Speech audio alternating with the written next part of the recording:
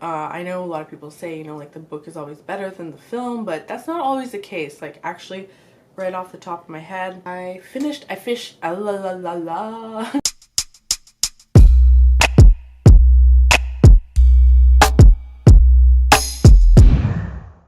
Hi, welcome back to my channel. I'm Charlotte. So today I wanted to give you a little update on my reading for March. Wait, we are in March, right? We're March.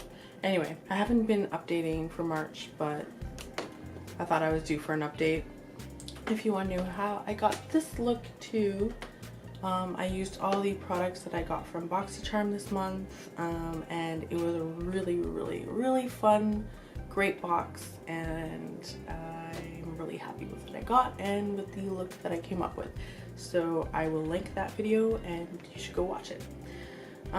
So last time I updated, I think I had said I read 14 books. I have now read 21 books. So yeah, definitely time for an update.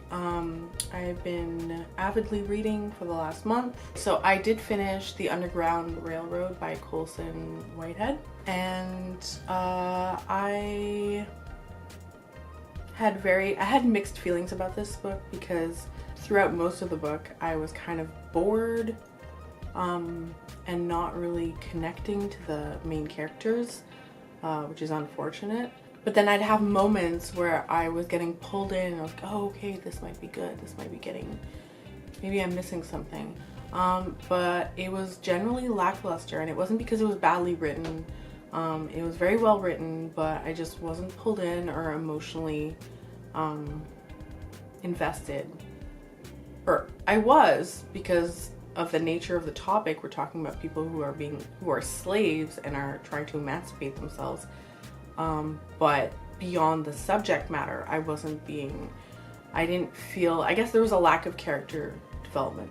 I guess because I was like, am I the only one thinking this? Like, I don't know. I decided to look up some reviews on Goodreads, and I found that that's exactly what some people had said, which was that while it was very well written, they weren't emotionally invested, and there was something lacking in the story. So I don't necessarily recommend it. I don't not recommend it, but it's not like a must read or anything like that. Next, I read another novel. I know. Another novel, and this was by Gillian Flynn, who wrote Gone Girl.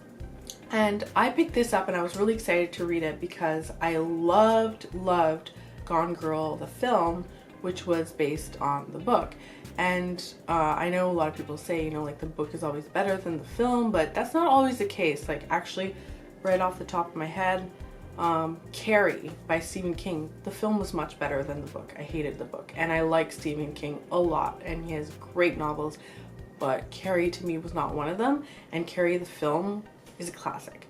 So sometimes the film is better or just as good, and Gone Girl was actually, if I had written Gone Girl, I would be very satisfied and happy with the film version. So it was very close to the book. A lot of the narration in the film is directly from the book. This shouldn't be taken as like a literal story. This is definitely like a satire on modern relationships and marriage. Gillian Flynn does that very well in this book. I think most people will identify facets of either themselves or others or their partners, or whether that be in present or past relationships. They will find and detect character traits and feelings, and I think a lot of people will see themselves in this book. So I thought it was very well done. It was pretty entertaining too. It was well written, very well written, and I think I will look into some of her other books. So I do recommend Gone Girl, especially if you really enjoyed the film. And if you haven't seen the film, I highly recommend the film. I totally feel that Ben Affleck and God, what's her name? I love her. She has a long name. Rosamund Pike I really, really like, and throughout the entire novel, like, I was still picturing Ben Affleck and Rosamund Pike. They acted out their characters so well, and I mean, they must have read the book. I would think so. They did a really good job. So definitely recommend that book. Next up, I finished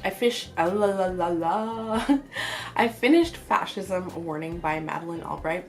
And unfortunately, I didn't love this book as much as I was hoping, or I thought that I would.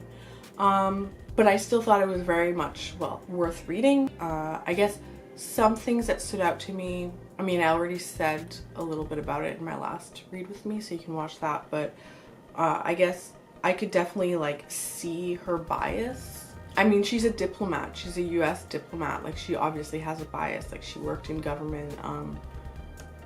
She's not going to be unbiased. Not that any of us are, but I could see her bias. Like, just for example, like her view of Latin America and stuff. I'm like, because I've read a lot about Latin American history, I don't agree with her portrayal of Latin America.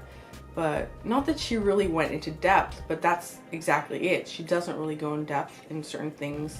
Well, obviously you can't in, you know, a less than 300-page book.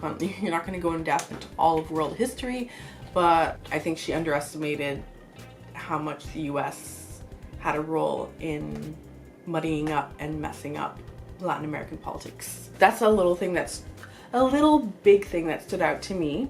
It was good. I just was expecting more, I guess, out of it. Oh, I quickly perused, like, I had been diligently reading The Art of Money, A Life-Changing Guide to Financial Happiness by Barry Tesler. And I got to around the middle part when I was just like, oh, I don't know. And I just kind of like sped read the rest because I don't know if it's because I'm not the right place in my life or what, but first of all, I'm not currently working.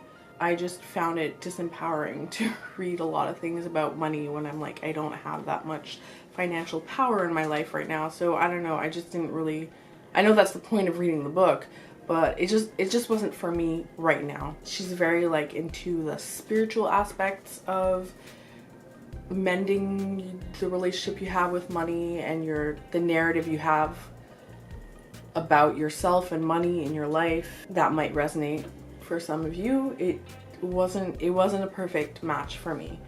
Next, I also read This Will Be My Undoing, Living at the Intersection of Black, Female, and Feminist in White America by Morgan Jerkins. And this was pretty good. I gave it 4 stars. This is definitely like part memoir, part analytical essay. It's a collection of essays.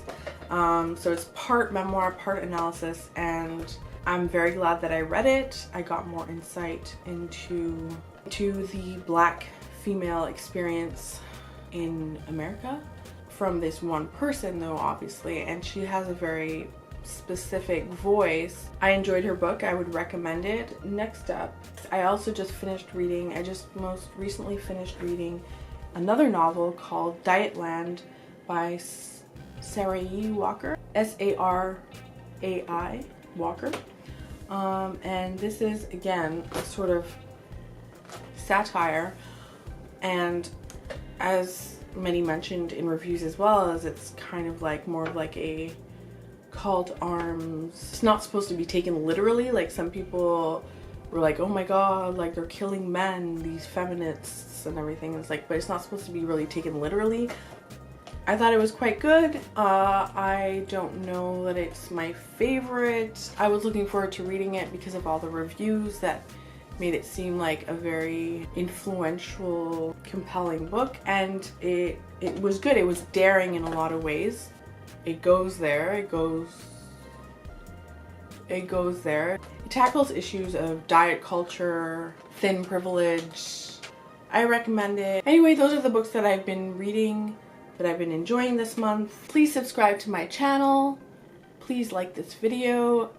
Don't forget to hit the notification bell, because otherwise you won't know when I've uploaded a new video. Thank you so much for watching and hanging out with me. Until next time, bye.